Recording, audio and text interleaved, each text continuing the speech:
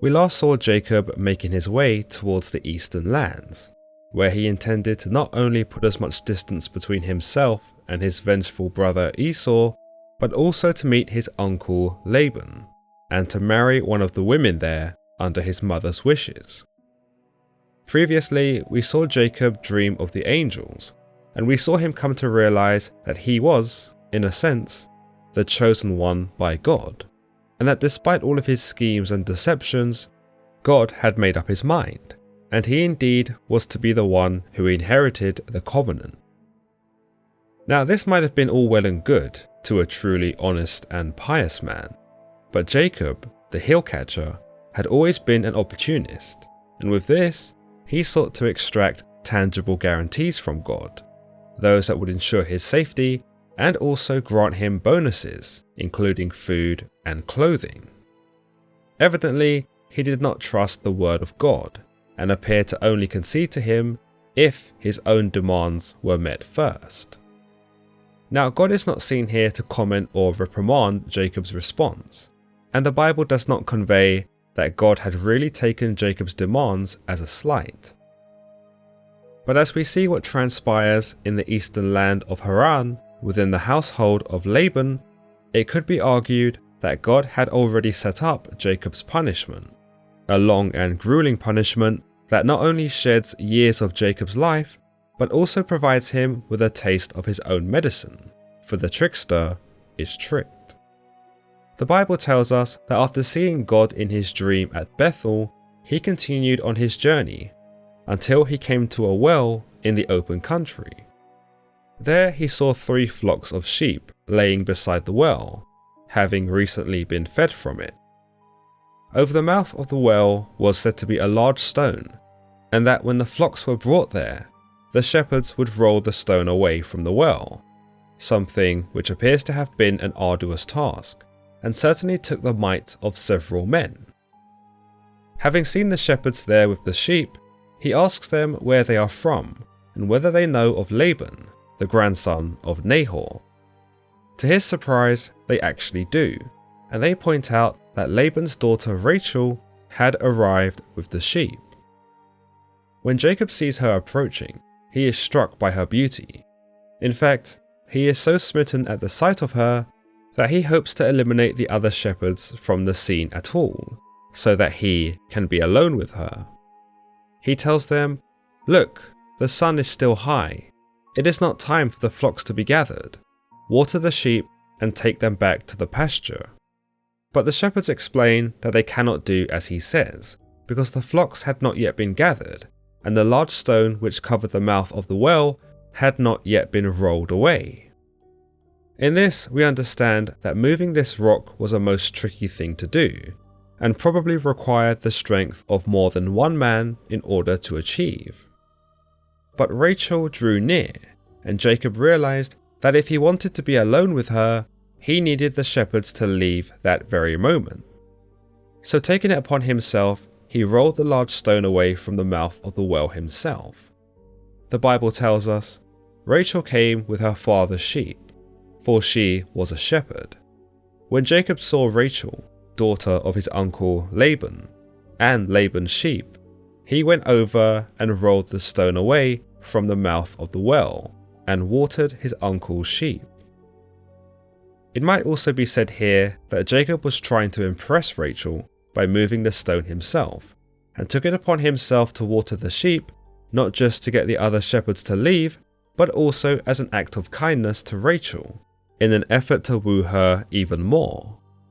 It also shows us that despite being a scheming man who had confined himself to the tents, Jacob did possess a great deal of strength after all, perhaps similar to that of Esau, but that he only needed the right motivation in order to unlock it.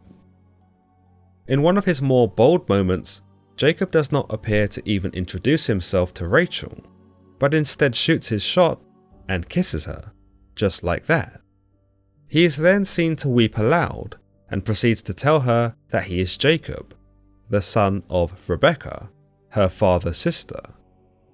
Now, as you might imagine, Rachel was probably stunned at this stranger grabbing her and kissing her, and was probably even more confused when he began to weep aloud into the air, professing not only his relief at having found her, but also his proclamations that they were related. She is not seen here in the Bible to really give much of a reaction to Jacob's bizarre introduction, but instead runs and tells her father. The Bible tells us of this event. Then Jacob kissed Rachel and began to weep aloud. He had told Rachel that he was a relative of her father and a son of Rebekah. So she ran and told her father. When Laban learned of the news that his nephew had come to visit him, he drops everything and proceeds to show him great hospitality. We are told, as soon as Laban heard the news about Jacob, his sister's son, he hurried to meet him. He embraced him and kissed him and brought him to his home, and there Jacob told him all these things. Then Laban said to him, "You are my own flesh and blood." It might be said that because of the customs of society at the time, Laban was more than happy to take his sister's son. His statement, "You are my own flesh and blood," also indicates that because they are related, Laban would never have hesitated in welcoming Jacob into his household. But a more sinister idea suggests that Laban was much less interested in Jacob and his familial ties, but instead with the fortune that he would inherit after his father Isaac died. This is certainly believable when we see how deceptive Laban turns out to be, and how he is able to essentially use not only Jacob as a pawn in his games, but also his own daughters. As you might imagine, Laban's hospitality would only last for so long, and after a month, Laban said to him, "Just because you are a relative of mine, should you work for me for nothing? Tell me what your wages should be." Now, it might sound like Laban was showing courtesy to Jacob by letting him decide his wages, but in actuality, this was Laban giving Jacob a subtle message that if he wanted to stay within his household, he'd need to become a servant. Luckily, Jacob picks up on Laban's hints and tells him that he will accept his wages in the form of his daughter's hand in marriage, Rachel in particular. Now, it should be noted that Laban had two daughters, the older being Leah and the younger being Rachel. The Bible tells us that Leah had weak eyes and was essentially much less attractive, whereas Rachel was beautiful and had a good body. The Bible tells us specifically, now Laban had two daughters. The name of the older was Leah, and the name of the younger was Rachel. Leah had weak eyes, but Rachel had a lovely figure and was beautiful. Jacob was in love with Rachel and said, "I'll work for you for 7 years in return for your daughter Rachel." What's interesting here is that we learn that Jacob is in love with Rachel, which I suppose wasn't exactly a shocker given how he couldn't control himself when he first laid eyes on her. She was, as the Bible tells us, very beautiful and possessed a body that Jacob was most attracted to. By comparison, her sister Leah was not so fortunate, and it is believed that she was not only showing age, but did not possess a body like Rachel's. Furthermore, she is described in the Bible as having weak eyes, which some have determined to mean that she had poor vision or poor health. Meanwhile, another more common belief is that Leah's eyes were simply dull, and did not have the same life in them as Rachel's. We also see here that Jacob surrenders 7 years of his life in order to obtain Rachel's hand in marriage. Whilst these 7 years are seen as compensation to Laban for allowing Jacob to live with him, it also has a dual purpose, as the 7 years serve as a dowry. Now, you may agree that 7 years is a considerably long time, and it might be said that it was demonstrative of how much Jacob loved Rachel. It could also be seen as Jacob ensuring that Laban would not refuse his offer, for 7 years of service was not something he could say no to. But it could be argued that Jacob's attempt to make such an unrefusable offer worked against him, for it alerted Laban as to how much Jacob wanted to be with Rachel. With this knowledge, Laban was able to take advantage of Jacob. Laban appears to agree to Jacob's terms, telling him that he'd rather give Rachel to a man like Jacob, his nephew, than some random stranger. The Bible tells us that Jacob did indeed serve his 7 years to obtain Rachel, but that these 7 years only seemed like a few days to him because of his love for her.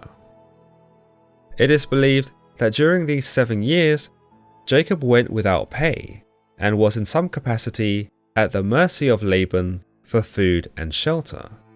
Yet despite these grueling conditions, the 7 years passed by in no time, and we are led to believe that because of the thought of being with Rachel, Jacob was able to not only endure such hardships, but that he barely even noticed them.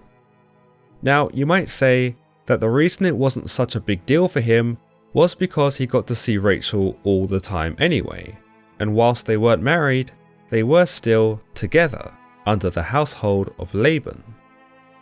This isn't necessarily true, given that in ancient culture, Jacob, as a servant, would have probably been made to work outside for long hours, and that he might have been forced to adhere to the social guidelines that segregated servants from the household members, or at least prevented them from conversing and forming a relationship.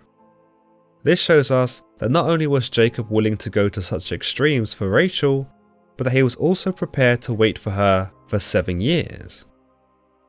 When the 7 years pass, Jacob confronts Laban immediately and demands, "Give me my wife. My time is completed, and I want to make love to her."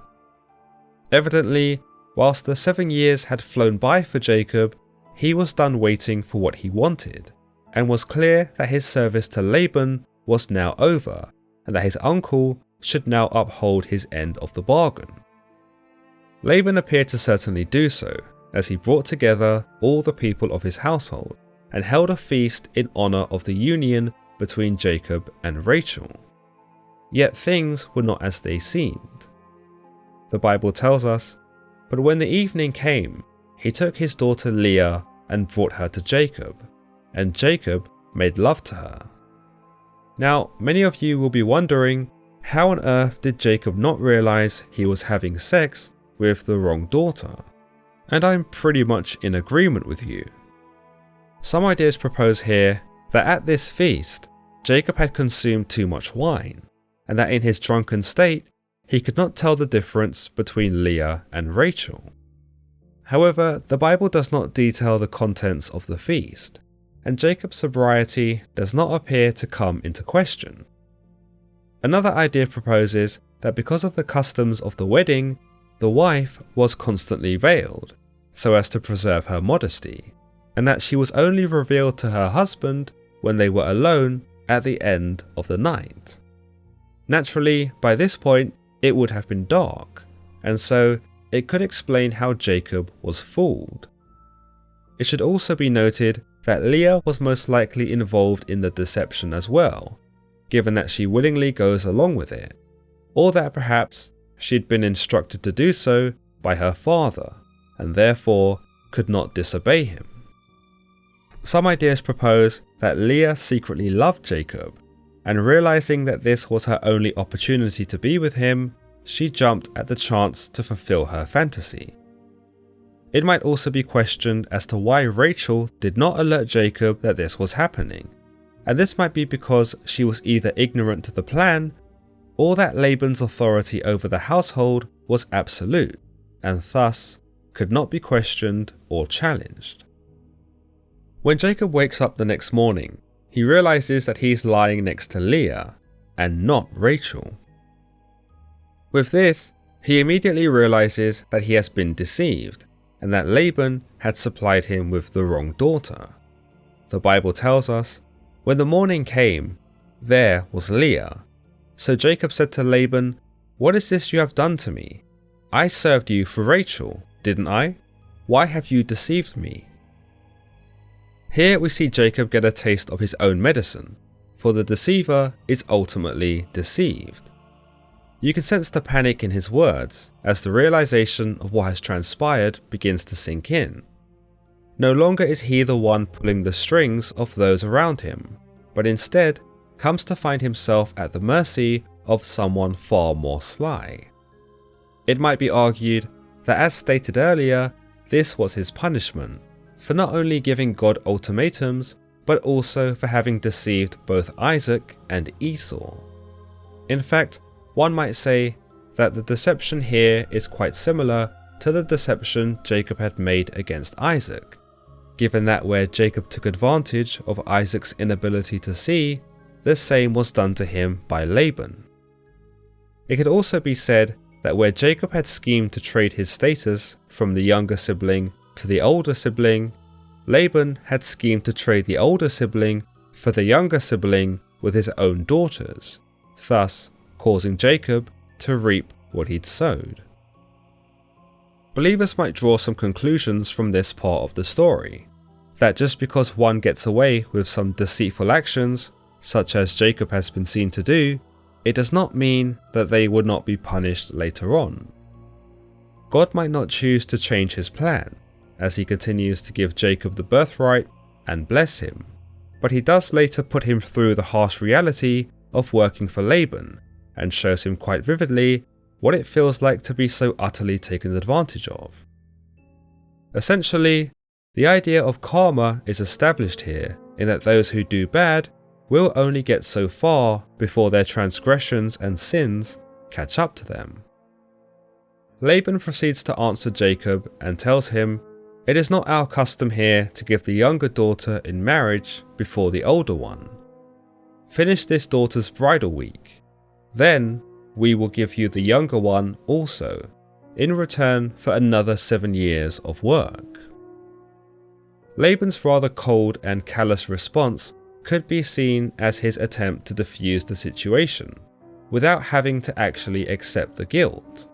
He also produces the excuse that according to the customs of Haran, the younger daughter is not allowed to get married before the older one, and that Jacob should have really known this before agreeing to the proposal. In essence, Laban seeks to shrug the blame off of himself and onto Jacob, as well as to justify his actions in the first place. He is basically telling Jacob that these are the rules, and that no one would be able to marry Rachel without Leah being married first. In this, Laban's excuse keeps Jacob's hands tied, and so he is unable to do much about it but accept another 7 years of labour in order to obtain Rachel. Here, Jacob really comes to learn what it is to be deceived, and how such actions can truly make someone else miserable. By experiencing this firsthand, Jacob understands the pain he has caused, and perhaps this was God's way of making him develop some empathy, and to perhaps prevent him from doing something of the like again. The Bible concludes this section telling us, "And Jacob did so. He finished the week with Leah, and then Laban gave him his daughter Rachel to be his wife." Laban gave his servant Bilhah to his daughter Rachel as her attendant. Jacob made love to Rachel also, and his love for Rachel was far greater than his love for Leah, and he worked for Laban another 7 years. As always guys, if you've enjoyed today's episode of Biblical Stories Explained, then don't forget to give it a thumbs up, and don't forget to subscribe for more content just like this. Until next time.